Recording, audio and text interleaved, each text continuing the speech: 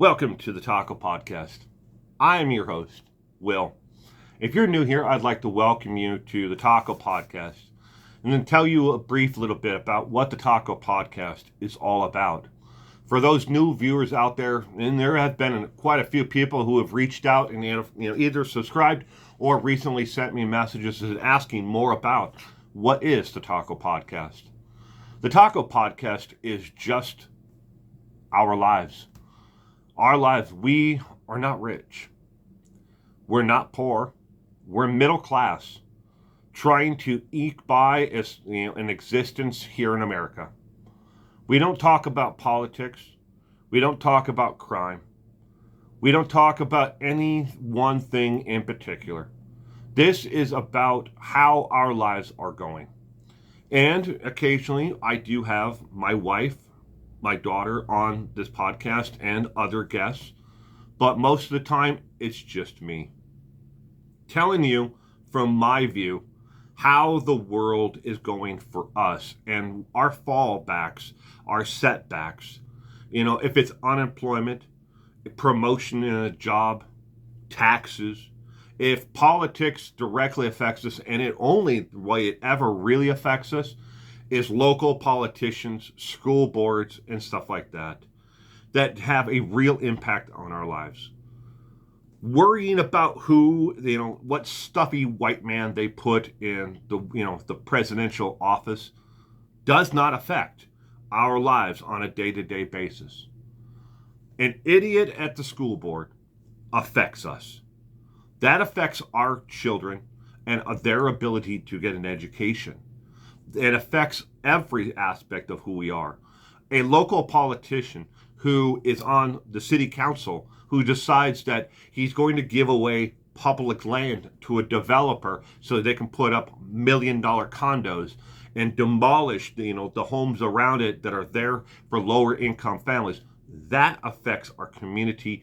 That affects us. Otherwise, we don't cover it. But today, I wanted to talk to you about school. Now, I wanted to bring this up before, but I didn't. Because I wanted to, kind of keep the, everything under wraps, per se. And you'll understand, there's certain things that I just don't talk about on the podcast. Things that are really personal to either myself, my wife, or my children. So, to give you a little bit of background on it, my son was honored by not only our local school board, but the state education board for perseverance and for the amount of gain that he has had in school over the course of the last year. My son going into preschool was very delayed. Now, you have to keep this all in context of this, and just put it all in this box. Our son has autism. Our son has, to say that he is speech delayed is an understatement, but that's the best way we can describe it. He knows sign language to a point, but he's a stubborn 6-year-old little boy. He doesn't speak, even if he knows the word, he will not speak it. But the words that he does know how to speak is very minuscule compared to other children in his age group at the age of 6. From an early age, from about 3 years of age, we originally started putting our son in speech therapy and occupational therapy. And an occupational therapist is not somebody who deals necessarily with jobs. An occupational therapist, when it comes to children, is a lot more advanced than just, hey, you're an occupational therapist. You deal with people trying to get employment. That's not what it is. You have to really think about what an occupational therapist would be for a child. And maybe it's as simple as putting puzzles together and figuring out stuff like that and what goes with this to go with that. And the same thing, you take that and you extrapolate it for an adult. This is what an occupational therapist, for an adult would be. But anyways, we've had our son in this box here, we're put in there, he's got autism, speech delayed. He's got some um, he gets overstimulated when it comes to sound, light, and noise. And if you put him in a regular classroom, children are loud. They're rambunctious, and things like that distract him in different directions. So my son was, again, he was honored by not only our local school board, but the state that we live in, the state education board. They honored my son as one of 12 students in the entire state for achievement, for growth in education, from where he started, at the beginning of the year after preschool. He's in first grade now, from first grade, the beginning of first grade, to where he is now. We have, every 6 months, we have what's called an IEP. It's a breakdown where we sit down with his teachers, his therapists, his occupational therapist, the school counselor, the vice principal. We all sit down and we work out a game plan on what areas he needs improvement on, and where we think, and where we hope to get him within the next school year or the next 6 months. We have, we set it up. It's 6 months is the longest term goal, but we have different, things in between there. So we set up micro little goals along the way for him to achieve. So it's not like, hey, you have to achieve this one goal. If you fall short, you've achieved all these other goals, and those should be rewarded. But he's meeting standards in reading, writing, comprehension. He's excelling in math and in science, in those areas. He's excelling in more interaction with his peers now. For the longest time, my son was one of those who would just sit back and he would watch others play. If he had a toy and then another child approached him and wanted to play with him and that toy, my son would just stand up and walk away from the toy. If my son was doing a puzzle and another child wanted to interact and help with the puzzle, my son would just stand up and walk away from the puzzle. But he's made substantial growth in those areas. So, and he got an award at a school assembly, and he got a plaque, a ribbon, and everything else, and great. And it was a very proud moment for us as parents, and a very proud moment for him. It's recognition for that, for all the work that we've done so far, but we have so much farther to go. And you don't grow out of autism. For all those people out there who think that, people with autism who are adults, you see them and you're like, oh, too bad they didn't get the skills or the help they needed when they were younger. They could be so much more advanced. That's not necessarily true. Each individual out here, you are different from me, and I am different from you. That is what makes this life interesting and rewarding to us all. If we were all the same cookie cutter individual, it'd be boring. But after going through the IEP and looking at his goals, where he is, and he's excelling in all these different areas, he's still so far below where his peers are. And they brought to us the suggestion of summer school to make sure that he doesn't have any slide back, but keeps on progressing towards those goals. Along with that, retaining him for first grade again. Now, keep that in mind. I don't know why the school board, the teachers, the counselors, and everybody else, the therapists, all of them, wanted to stress this to us. Apparently, it's something that's really important to a lot of parents out there. Is from the age when my son started school and when he'll actually graduate. Either way he goes, if we retain him for the year or if he keeps on going, he will not be 18 years of age when he gets to high school graduation. He will still be 17 either way. And and with summer school, he'll catch up those, the part where if we retain him, he won't go back for a full year. He'll go back for a half year. So next year he'll do, half first grade and then second grade. And if he catches up to the other students, then he'll be in, then moving forward, he'll be in third and so on down the line. But they asked us if we would be interested in retaining him for a year, and working in that schedule with summer school and everything else. Just set him in for first grade, again. But if, by the time school comes back next year, if he's been able to pick up that slack with, because we have him in, private tutoring lessons. He's been going through them, for the last 2 years. He sees them, once a week. And then if with summer school through the school system, that would, additionally, they're hoping he'll catch up. So maybe, when school comes next year, they're gonna test him again, and we decide, okay, we're gonna have him redo first grade, but maybe next year when school comes and they test him again, he's right there with his peers and he's caught up. Then there's no need, but he'll be, with a first grade teacher, transitioning from first grade teacher to second grade teacher. We sat down and with a friend of ours who is a specialist in early childhood education. And this friend of ours has known our son since, he's been born. And we went through his IEP, his testing, and everything else. And we decided, let's go for it. Let's just retain him for now for first grade again. He will still, apparently that's important to parents that, their child be 18 or less, or somewhere in there when they graduate from high school. I don't understand why that's such a big deal, but hey. So we decided to retain him.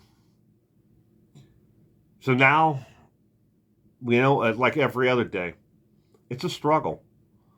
We have to, get him to a certain level to be alongside of his peers academically. At the same time, strengthen his speech skills. And that's his biggest issue is, my son is a lot like me.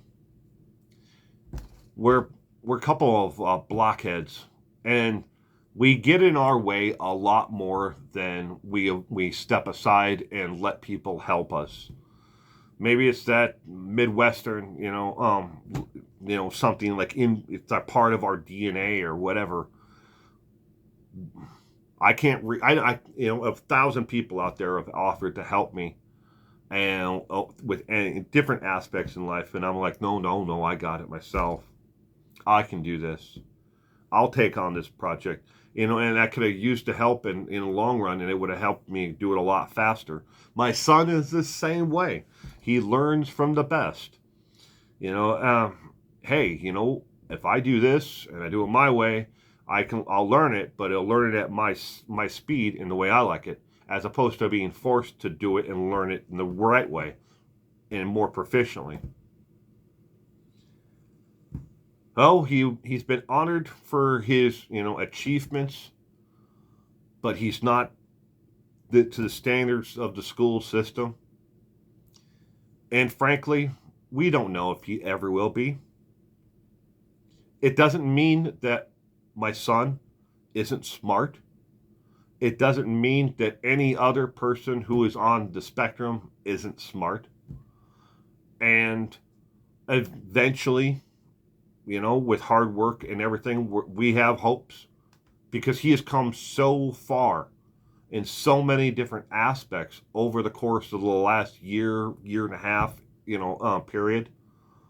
We have high hopes for him. I mean, and even if he doesn't, we're still going to keep hopes, for everything else for him. Because you don't give up on people just because they don't meet the expectations of normal society. Hold my son back. He just last week got an award from the state. How many other kids? There are 560 kids in his school. He's the only one, not only in his school, but in his district, that was, awarded this award. And now you're telling me you want me to, to agree to hold him back, to retain him. They don't like the word hold back. Retain is the word that's the phrases they like to put it. I know it's the best for him, but it still sucks. It does. All of the other kids in his first grade class will move on to second grade. But when it comes to his specialist, classes, which is, where it's the learning center that he goes to in school. It used to be called special education, but in our district, they've renamed it to learning classes or learning center, but of those kids who were in there, none of them have met standards. Is that the fault of the school? No, it's not. Because unlike any other kid who is in the learning center, there at school, my son is the only one who is I'm personally taking him to, basically a tutor, if you want to call it that, but it's occupational, it's speech therapy, it's reading, writing, mathematics, science, it's everything with one individual. They take the curriculum he has at school and they're going over it with him at this, specialist center. And I pay for that out of pocket. Insurance doesn't pay for it. I pay for it out of pocket, but he's the only one who's going to that. And out of I think there's 10 kids who go to the learning center there at school. And he's the only one who's getting outside help. And he didn't meet the achievements. And none of the other kids who are not getting that additional, help outside of school, none of them, met standards either. And his friend, Devin, and his other friend, Tommy, both of them, I don't know exactly what's on their IEP reports. I haven't talked to either one of their parents yet. But I know as of right now, neither one of them came even close to excelling or meeting standards for their testing of where they are to move on to second grade. And both of them are going to be retained as well in first grade. And they've got much longer, harder, road ahead of them. Again, I want to stress that just because they're being retained doesn't mean that there's something else wrong with them. Some children, you'll see them, and you probably, if you have children yourself, you'll see them absolutely excel in some areas, and then fall behind in others. And then you'll see that other area, excel, and then you'll see them slow down on the other areas. It's a give and take. As they learn, there's a lot of things that are going on in their bodies, and their world around them. They're learning about everything. So it doesn't mean that they're not intelligent. It doesn't mean that there's something deficient with them. It doesn't mean that the school system is failing them. And I understand that a lot of parents don't have the extra money to be able to put a child, in, a special, get a specialist to help them after school, or to be able to have a tutor, or to have somebody else, help them with everything. You can do everything that you possibly can for your child, and 24 hours a day, 365 days a year, schooling. You can do all of that. And it doesn't mean that you're going to make, a better, test taker, out there. Children learn and are able to express their knowledge in different ways. Some children can't take tests. Other children are more verbal, and other children are more artistic in ability to, or have the ability to write things out, and express their knowledge in different ways.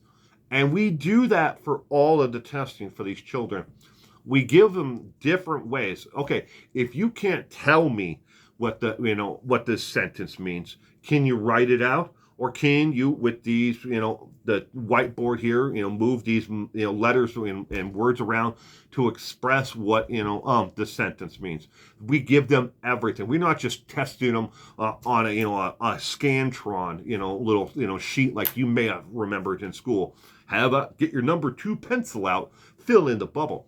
They don't do that anymore. Maybe they do some places, but they don't do that where we are. We give each child a litany of different ways to test and show that they're actually, learning, and then we base their IEP and their progress on that IEP based upon the ways they are able to express. If they can't express it through speech or writing, we have tablets for every single child that can speak out the actual words that they are actually, trying to express. If that doesn't work, we'll find another way and another way and another way to reach that child, but also to teach that child, to test that child. And this is what, so don't say that you get this idea that, well, maybe your son just doesn't know, isn't able to do this or isn't able to do that. True, he can't do a bunch of these over here. And when they do the testing, they do it away from other kids in another classroom. They take them one by one to another classroom, to an environment that they're familiar with. It's not all white. There's colors, but it's very monotoned, in color. There's not a lot of objects in the space, so it doesn't distract them. There isn't, loud speakers. There isn't a PA system. They purposely have these classes because they want to be able to understand exactly and uninterrupted what the child can understand.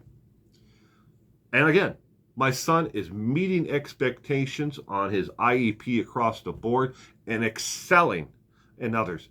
But when it comes to his testing based against his peers, in closing, life is hard. A lot of society loves to judge others who are not themselves. They love to judge people and put them in a box. It's not fair. You shouldn't expect the next person to be just like you, nor should you ever want the next person to be just like you. I could not imagine what the world would be like if we were all stamped out of the same cookie cutter. If we were all exactly alike, we all learned the same way, we all expressed ourselves the same way, and we had the same views. What makes this world and this life interesting is the ideas, the expressions of the next person, and how they may differ from our own. So just remember, if you're different, if your child is different, that should be celebrated. Children who are on the autism spectrum should be celebrated. It's not a disease. You can't catch it because they cough on you. You can't catch it because you're near them.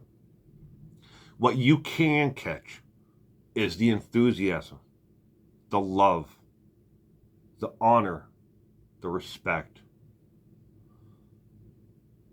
These things are contagious.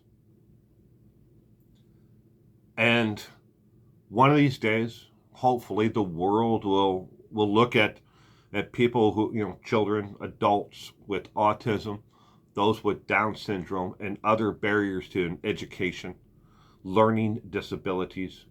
Someday the world will look back on them and say, we should have paid more attention, and we should have embraced them in our society just a little bit more.